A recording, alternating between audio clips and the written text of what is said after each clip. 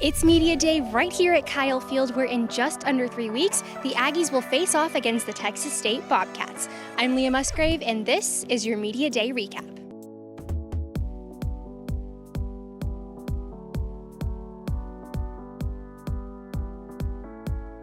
On Sunday morning, Jimbo Fisher and his coordinators took center stage to discuss fall camp and their plans for their 2019 campaign. The discussion began with Coach Fisher's praise of his players and coaching staff for pulling off a difficult but productive fall camp. With a nonstop, laser-focused mentality, Fisher is optimistic that his young team is poised to make strides on both sides of the ball. Competition's been good. A lot of new faces are really, I think they're making progress. Been very pleased with the young guys as far as their knowledge of picking up schemes offensively, defensively, special teams wise that are allowing them to use their athleticism. Because I say it's hard to ever judge a guy how he's playing until he really learns what he's doing. Perhaps the biggest storyline of fall camp this year is the battle for the position of backup quarterback. Now, while Coach Jimbo Fisher and offensive coordinator Daryl Dickey can both agree that while Zach Calzada, Connor Blumrick, and James Foster all make an interesting case for the job, no one has emerged as the number 2 guy just yet. They all are rising to the occasion. They're all getting better. We haven't really had anybody jump up and separate themselves from the other 3. They've had some very, very good days. They've had some very, very good plays. They've also had some days where, they'd like to have a lot of their plays back. I'm not unhappy with either. I think they've all made really, really good progress. Now I'm anxious to see if they can do it while we're not standing behind them. With the entire 2019 recruiting class finally in the mix, it's becoming more and more evident just how much depth exists on the roster across the board.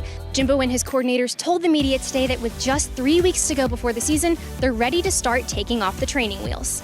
As I say, that we've taken the pacifier out of their mouth where the coaches aren't standing around them in drills and, when they go to do something, always throwing those reminders. We're getting off the field now, making them have to communicate. So I think you're just now starting to see those stages. You can't do that until we get off the field.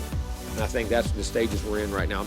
On the defensive side of things, defensive coordinator Mike Elko seemed optimistic about the growth of his unit, specifically in the defensive backfield. But Coach Elko hopes that the Aggie defense will take big strides in all facets, including being dominant in the pass rush.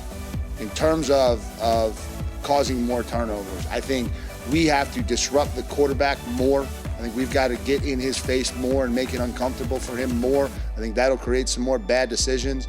We've got to attack the football better. When the running backs get it and get it loose, we've got to do a better job attacking it. He also hopes that the level of consistency can rise dramatically to get back to an elite level of defensive play. At moments last year, we played dominating football. We did not consistently do that.